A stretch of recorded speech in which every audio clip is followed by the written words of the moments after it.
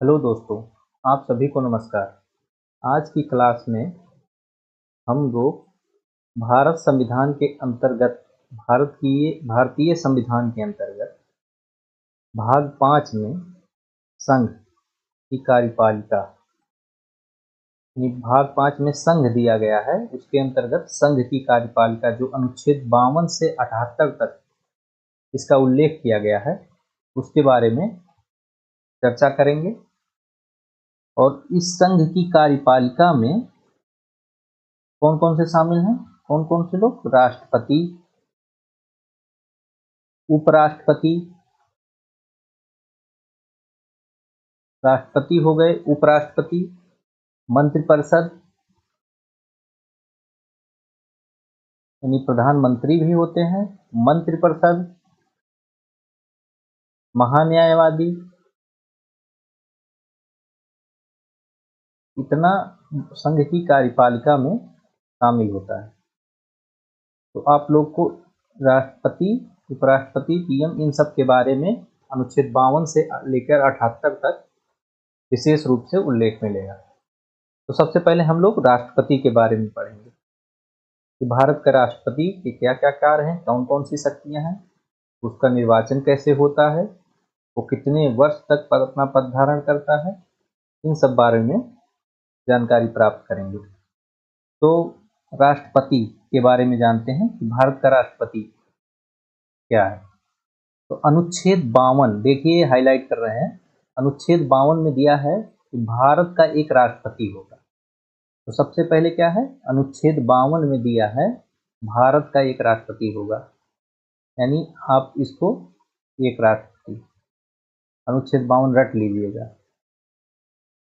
फिर दूसरा है अनुच्छेद 53, संघ की कार्यपालिका शक्ति, यानी राष्ट्रपति जो होता है उसमें संघ की कार्यपालिका शक्ति निहित होती है। बहुत ही महत्वपूर्ण अनुच्छेद है अनुच्छेद 53। बार बार पूछा गया है कि संघ की कार्यपालिका शक्ति किस अनुच्छेद के तहत राष्ट्रपति में निहित है, तो अनुच्छेद 53 के तहत। अब इसमें क्या है, इसी में 53 का जब 2 हो जाएगा तो इसी में रक्षा बलों का सर्वोच्च कमांडर, रक्षा बलों का सर्वोच्च कमांडर भी इसी के तहत माना जाता है राष्ट्रपति। यानी आप लोग को 52 और 53 के बारे में पता चला। फिर आगे बढ़ते हैं, आगे क्या दिया है? अनुच्छेद 54। अनुच्छेद 54 के बारे में आप देखेंगे कि राष्ट्रपति के निर्वाचन के बारे में दिया गया है। तो राष्ट्रपति का निर्वाचन कैसे होता है, इसके बारे में अनुच्छेद 54 में। तो निर्वाचक मंडल यानी निर्वाचन जो होता है उसमें निर्वाचक मंडल की बात होती है। राष्ट्रपति का निर्वाचक मंडल में कौन कौन होते हैं, बहुत ही महत्वपूर्ण है। अनुच्छेद 54 में इसके बारे में जानकारी दी गई है। तो निर्वाचक मंडल में 3 भाग में देखेंगे। दोनों सदन यानी लोकसभा, राज्यसभा, दोनों सदन में जो निर्वाचित सदस्य होते हैं, मनोनीत नहीं, निर्वाचित सदस्य, मनोनीत नहीं, दोनों सदन में निर्वाचित सदस्य दोनों, ये निर्वाचक मंडल में होते हैं। राज्य विधानसभाओं, जो राज्य की विधानसभा होती है उसके निर्वाचित सदस्य, क्योंकि राज्य विधानसभा क्योंकि केवल दिया गया है क्योंकि विधान परिषद हर जगह नहीं है, और इसीलिए राज्य विधानसभा के निर्वाचित सदस्य। फिर केंद्र शासित प्रदेश, केंद्र शासित प्रदेश जो दिल्ली और पुडुचेरी, 2 केवल हैं, दिल्ली पुडुचेरी। दिल्ली पुडुचेरी को इसको शामिल कब किया गया? 17वें संविधान संशोधन द्वारा, हाँ, 1992 में इसको शामिल किया गया कि यहाँ की जो विधानसभाओं के निर्वाचित सदस्य होंगे, यहाँ के विधानसभा के जो निर्वाचित सदस्य होंगे वो निर्वाचक मंडल में होंगे। यानी 3 लोग हो गए, क्या कौन कौन से? एक हो गए कि दोनों सदनों के निर्वाचित सदस्य, राज्य विधानसभाओं के निर्वाचित सदस्य, दिल्ली और पुडुचेरी के निर्वाचित सदस्य किस संविधान संशोधन से शामिल किए गए? 1992 में। तो एक निर्वाचक मंडल होता है। इनका चुनाव किस प्रकार होता है? तो इनका जो चुनाव होता है अप्रत्यक्ष निर्वाचन से होता है। अप्रत्यक्ष निर्वाचन, जनता द्वारा सीधे नहीं चुने जाते हैं। जो विधानसभा, अब बता ही दिए कि कौन कौन लोग होते हैं निर्वाचक मंडल में। फिर आगे बढ़ेंगे, 55 निर्वाचन की रीत के बारे में बताया गया है। इनकी निर्वाचन की रीत कैसे होती है? तो इनके निर्वाचन की रीत होगी, एक एकल संक्रमणीय मत होता है। अभी बताता हूँ एकल संक्रमणीय मत क्या होता है। और दूसरा होता है आनुपातिक प्रतिनिधित्व।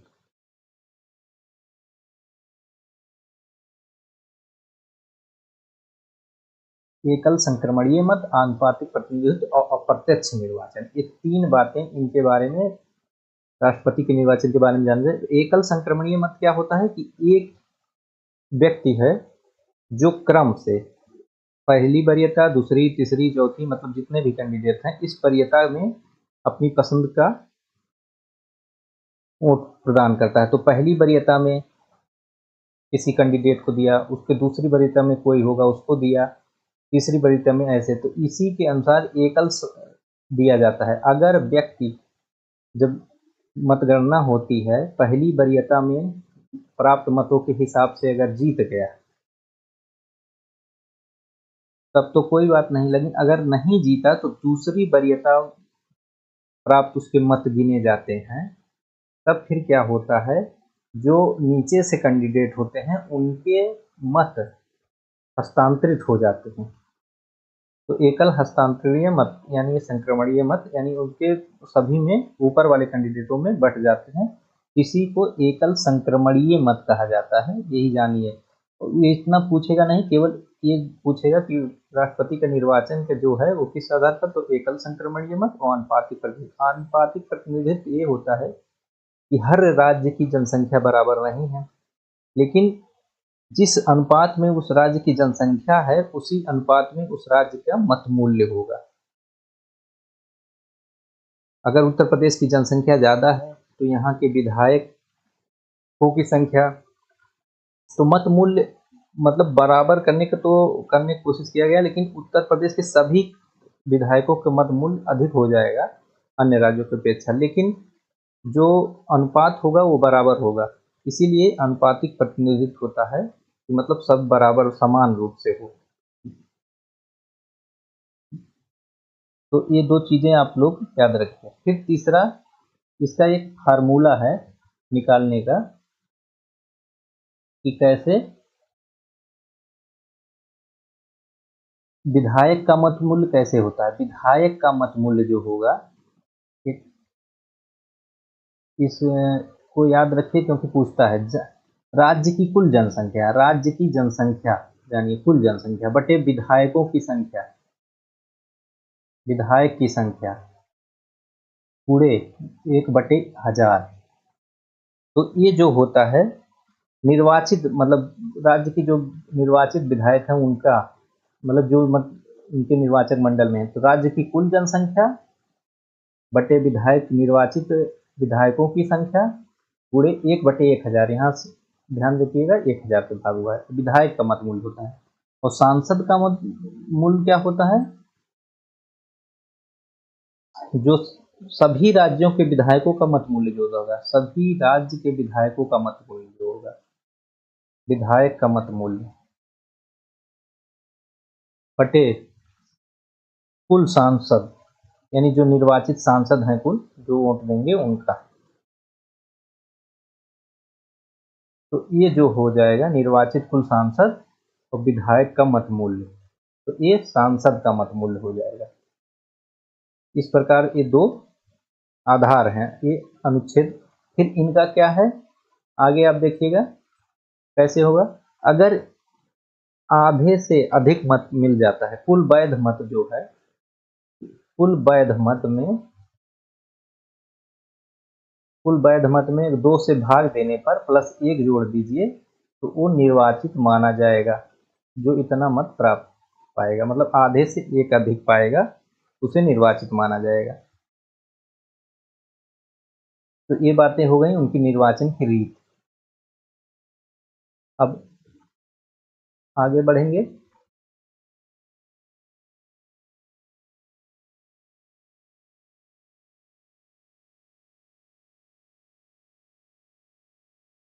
एक मिनट, ये छोटा है थोड़ा, मैं इसको बड़ा कर लूँ।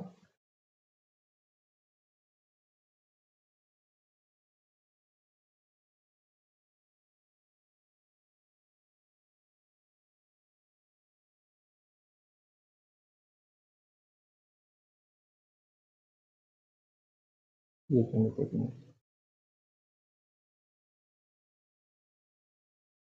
बस। हाँ, तो देखिए आगे अब अनुच्छेद 56 में क्या दिया गया है। अनुच्छेद 56 में जब आप देखेंगे तो राष्ट्रपति की पदावधि दी गई है कि कितने वर्ष तक वो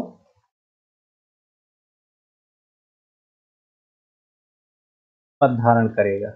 तो अपने पद ग्रहण करने की तारीख से 5 वर्ष तक वो ग्रहण करता है। यानी आज शपथ लिया, जिस दिन शपथ लेगा उस दिन से 5 वर्ष तक, तो पदावधि उसकी 5 वर्ष होगी। राष्ट्रपति उपराष्ट्रपति को संबोधित अब फिर क्या करता है, अगला पद धारण जो होगा ये 5 वर्ष तक होगा। इसमें क्या, ये 56 के 1 में दिया है। जानकारी के लिए मैं बता रहा हूँ, वैसे सब 56 के अंतर्गत आएगा। और जब राष्ट्रपति अपने पद से अगर त्याग पत्र दे देगा, पद त्याग देगा, तो पद त्याग जो होता है यहाँ उपराष्ट्रपति को पद त्यागता है। तो ये 56 के 2 में है, यानी अनुच्छेद 56 के 2 में है। महाभियोग द्वारा हटाया जाएगा। महाभियोग अनुच्छेद 61 में है, आगे पढ़ाएंगे महाभियोग। फिर उसके बाद क्या होगा, 5 वर्ष बाद जब चुनाव होगा तो अपने उत्तराधिकारी के पद ग्रहण करने तक बना रहेगा। अगर चुनाव होता है तो अगर 5 वर्ष की अवधि पार भी कर गया वो, तो जब तक उसका उत्तराधिकारी पद ग्रहण नहीं कर लेगा उस दिन तक वो राष्ट्रपति बना रहेगा। तो राष्ट्रपति की पद अवधि के बारे में अनुच्छेद 56 में दिया गया है, इतना ध्यान रखिए। अनुच्छेद 56 में इसमें कई बिंदु हैं, जैसे शपथ ग्रहण से 5 वर्ष तक, फिर राष्ट्रपति अगर पदत्याग करना चाहे तो उपराष्ट्रपति को संबोधित करके, फिर पद ग्रहण महाभियोग द्वारा अनुच्छेद 161 में, और पद ग्रहण के तिथि से अगर जब तक उसका उत्तराधिकारी पद ग्रहण ना कर ले। तो ये राष्ट्रपति का हो गया। और फिर अनुच्छेद 57 में, अनुच्छेद 57 में देखना, ये अनुच्छेद 57 में दिया है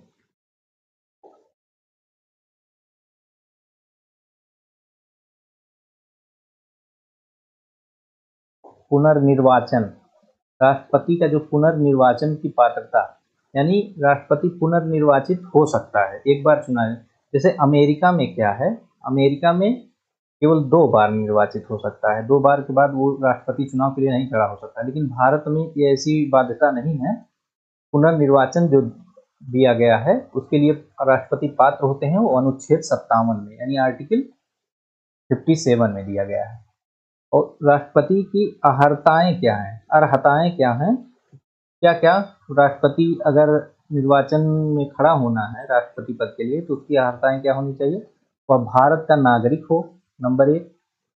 दूसरी बात, वो 35 वर्ष का हो, 35 वर्ष से ऊपर का हो। निम्न आयु जो आयु सीमा है वो 35 वर्ष है।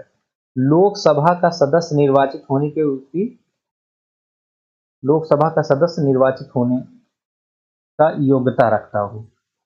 फिर कोई लाभ का पद नहीं ग्रहण करता हो। ये देखिए लाभ का पद, लाभ का पद क्या होता है, कोई सरकारी संस्था है या कोई चीज है, उसे वहाँ पे अगर काम करता रहा, वेतन भत्ता कुछ उठा रहा है तो लाभ का पद होता है। लेकिन जो मंत्रिपरिषद यानी मंत्री हैं या कोई विधायक है, सांसद है, उसे लाभ का पद नहीं माना जाता है, वो राष्ट्रपति का चुनाव लड़ सकते हैं, लेकिन अपने पद ग्रहण के बाद उन्हें उस पद से वो त्याग, जब राष्ट्रपति का पद ग्रहण करेंगे उसी दिन से वो पद समाप्त माना जाएगा। तो इस तरीके से इनका क्या हुआ, पुनर्निर्वाचन अर्हता के बारे में हो गया, अर्हता। फिर अगला जो है अनुच्छेद 59 में क्या दिया गया है, राष्ट्रपति के कार्यालय की दशाएं। अनुच्छेद 59 में राष्ट्रपति की कार्यालय की दशाएं बताया गया है। अब यहाँ बता दें, बहुत कुछ खास नहीं है 59 में, लेकिन 59 में केवल उनका जो कार्यालय है उसके बारे में बताया गया है।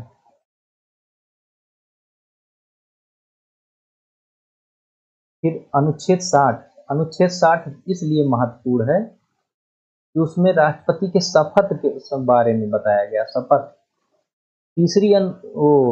तीसरी अनुसूची में शपथ प्रारूप के बारे में बताया गया है, लेकिन वहां राष्ट्रपति के शपथ के बारे में नहीं उल्लेख है। राष्ट्रपति का शपथ अनुच्छेद 60 के अंतर्गत होता है। तो आप यहाँ से जानिए, बार बार क्वेश्चन आता है कि शपथ ग्रहण किस अनुच्छेद के तहत करता है राष्ट्रपति, 60 में।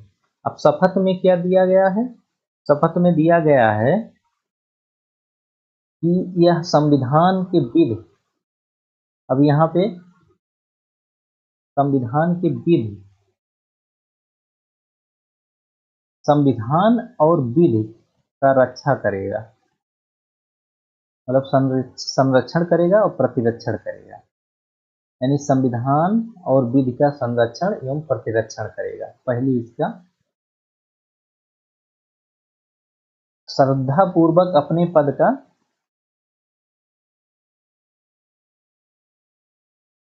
दूसरी बात क्या दिया है, श्रद्धा पूर्वक अपने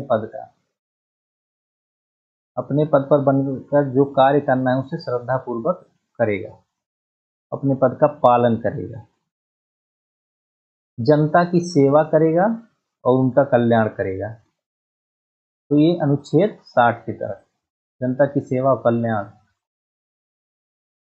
के लिए हमेशा लगा रहेगा, निरत रहेगा। यानी राष्ट्रपति के बारे में संविधान और विधि का संरक्षण, महत्वपूर्ण टॉपिक यही है। फिर आगे अब महत्वपूर्ण आ रहा है, इसको बड़ा कर लें हम।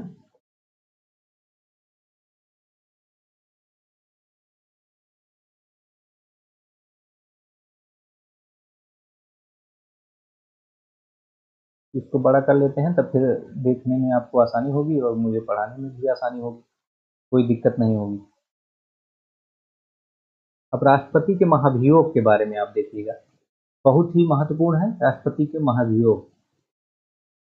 अनुच्छेद 61 में दिया है कि राष्ट्रपति का महाभियोग, मतलब अगर कोई राष्ट्रपति संविधान का अतिक्रमण करता है, ये शब्द ध्यान रखिएगा, वो साबित कदाचार और समर्थता के आधार पर उच्चतम न्यायालय के न्यायाधीशों का होता है महाभियोग, लेकिन संविधान के अतिक्रमण के आधार पर राष्ट्रपति पर महाभियोग की कार्रवाई की जाती है।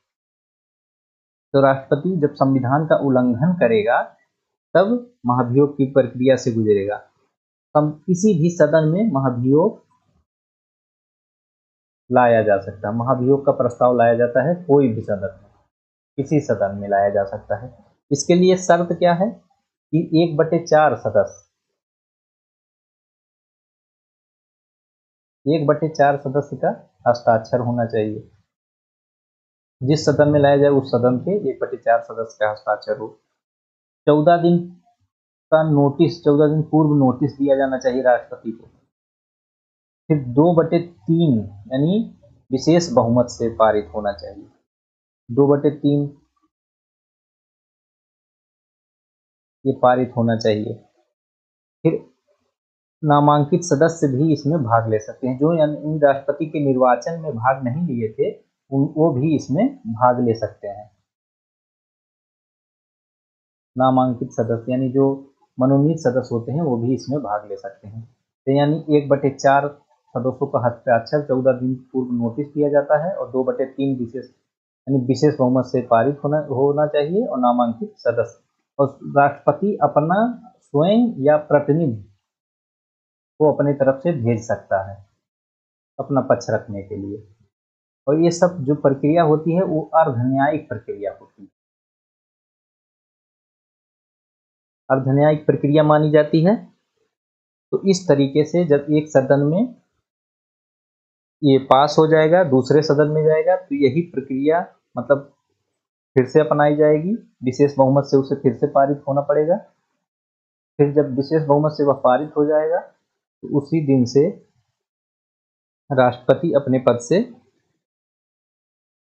त्याग पत्र दे देगा। मतलब त्याग पत्र क्या, उसी दिन से राष्ट्रपति अपने पद पर नहीं रहेगा। तो ये राष्ट्रपति पर महाभियोग संविधान के उल्लंघन पर लगाया जाता है अनुच्छेद 61 के तहत ही। अनुच्छेद 62 में देखिएगा और नीचे कर लें। 62 में दिया है राष्ट्रपति के पद में रिक्त को भरने के लिए निर्वाचन करने के समय और आकस्मिक रिक्त को भरने के लिए निर्वाचित व्यक्ति की पदावधि क्या होगी। तो कह रहा है कि राष्ट्रपति अगर अपने पद रिक्त हो जाता है तो उसके क्या चुनाव कराने का समय क्या होगा। तो पहले 5 वर्ष का कार्यकाल होता है। 5 वर्ष कार्यकाल के पूर्व मतलब इसका कार्यकाल समाप्त होने से पूर्व ही चुनाव करा लिया जाए, जिससे 5 वर्ष जब पूरा हो तो उसी दिन दूसरे इसके उत्तराधिकारी को शपथ ग्रहण करवा दिया जाए। या अगर यही पुनः निर्वाचित हो रहे हैं तो उनको शपथ ग्रहण। दूसरी बात, अगर त्यागपत्र दे रहे हैं तो 6 माह के अंदर चुनाव करवाया जाए। अगर महाभियोग चल रहा है तब भी वही महाभियोग, तब भी 6 माह के अंदर। इनकी मृत्यु हो गई हो तब भी। अगर निर्वाचन अवैध घोषित मतलब न्यायालय कर दे इनका कि जो राष्ट्रपति हैं वो अवैध रूप से निर्वाचित हुए हैं, तो इन सब दशाओं में 6 माह के भीतर चुनाव होना चाहिए। और अगर कार्यकाल उन पूरा कर रहे हैं तो कार्यकाल पूरा करने के पूर्व ही चुनाव हो जाना चाहिए, जिससे समय पर 5 वर्ष के बाद दूसरा इनका उत्तराधिकारी आ जाए। तो ये पहले वाले में 62(1) के तहत है अनुच्छेद, और ये 62(2) के तहत है, तीनों बातें। तो ये हो गया अनुच्छेद 62। तो 6 महीने का जो टाइम पीरियड है ये बार बार पूछा गया है, इसको आप याद रखिएगा। अब 63, 64 ये सब उपराष्ट्रपति से संबंधित हैं, तो उपराष्ट्रपति जब पढ़ाऊंगा तब उसके बारे में बताऊंगा। फिर नेक्स्ट देख लीजिए आप कौन सा अनुच्छेद आता है फिर राष्ट्रपति के बारे में। राष्ट्रपति के बारे में फिर मैं इसको बड़ा कर लेता हूँ जिससे आसानी हो। हाँ देखिए, अनुच्छेद 65 फिर आता है इसके बारे में। ये भी अनुच्छेद 65 जो होता है, उपराष्ट्रपति को राष्ट्रपति के रूप में कार्य करने के लिए, यानी राष्ट्रपति अगर कहीं नहीं उपलब्ध है तो उपराष्ट्रपति उसके रूप राष्ट्रपति के रूप में कार्य कर सकता है अनुच्छेद 65 में। फिर इसके बाद सब उपराष्ट्रपति के बारे में बात की गई है। राष्ट्र में आता है अनुच्छेद 71। अनुच्छेद 71 देखेंगे हम। अब इसमें अनुच्छेद 71 में क्या बातें की गई हैं।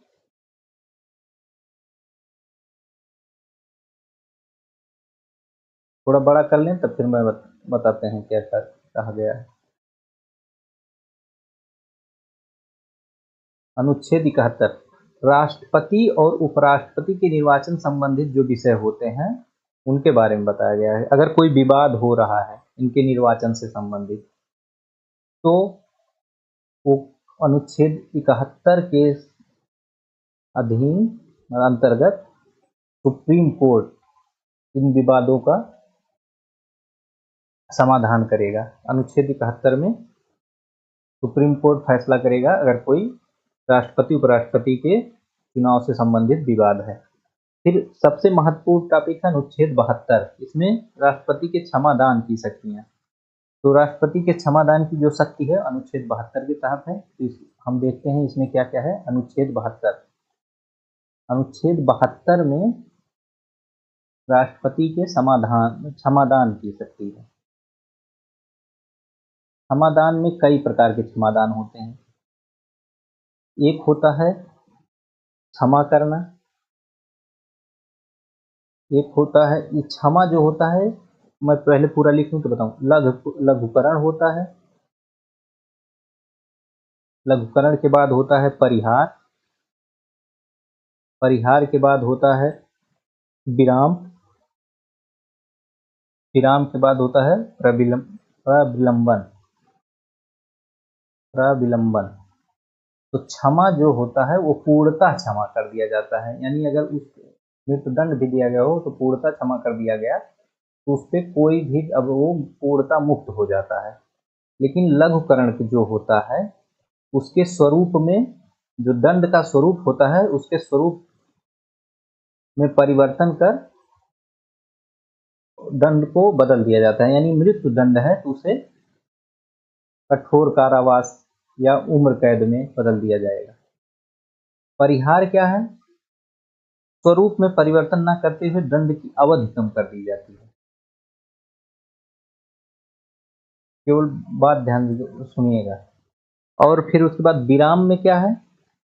विराम में क्या है कि अगर परिस्थितियां देखकर, परिस्थितियां देखकर उस समय अस्थायी रूप से सजा को रोक दिया जाता है।